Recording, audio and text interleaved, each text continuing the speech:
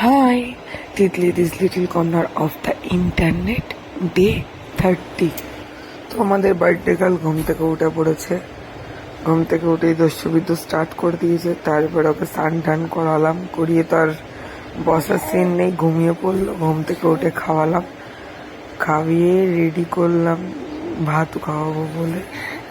কত রকমের রান্না করলাম, তাও কিছুই খেলো না, কান্না করেই কাটিয়ে দিল। বাবা খাবিয়ে দিল, ওই কেঁদেই পারে না। তারপরে কটু দিদির সাথে বাইরে ঘুরতে চলে গেল। তারপরে আমরা 3 জন মিলে বেরালাম, যাচ্ছি কেক আনতে।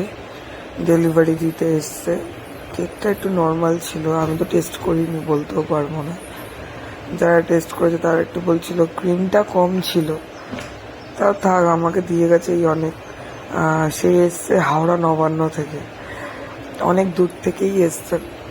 তো দেখতে বেশ ভালোই হয়েছিল, কিন্তু খেতে কেমন হয়েছে বলতে পারবো না আমি, কারণ আমি টেস্ট করিনি। তো তারপরে কেক নিয়ে বাড়ির দিকে রওনা হলাম। এদিকে আরেকজন রেডি হয়ে গেছে, আর আমাদের বাড়িতে সব রান্না বান্না হচ্ছে। তো তাই জন্য ওখান থেকে সব নিয়ে আসবে। আমার ননদের বর আর আমার হাজব্যান্ড 2জন মিলে গিয়ে নিয়ে আসবে। আমি আমার বর সবাই মিলে, বাচ্চা কাচ্চা সবাই মিলে বেলুন দিয়ে সাজিয়েছি। ঘর তো করে যেরকম পেরেছি সেরকম সাজিয়েছি। এই বছরটা বেশি বড় করে করিনি, ইচ্ছা আছে 5 বছরে বড় করে করার। এখন দেখা যাক কি হয়। তারপর পাপা জামাটা পরেছে বলে ওকে ঘুরতে নিয়ে যেতে হবে, ওকে দেখে ধরে রয়েছে, ছাড়বে না। তারপর বন্ধুগুলো এলো, ওই গিফট দিল, কি খুশি। ভাবছি কি হচ্ছে ব্যাপারটা, আমি তো বুঝতে পারছি না। ও তো ঠিক ওই বিচকি হাসছে। তারপরে সবাই মিলে বসলো। কটু দিদি এসছে ফটো ফ্রেম নিয়ে। আমার ফটো ফ্রেমটা যা দারুণ লেগেছে, খুব সুন্দর লেগেছে। আমি তো ওখানেই ছিঁড়েছি।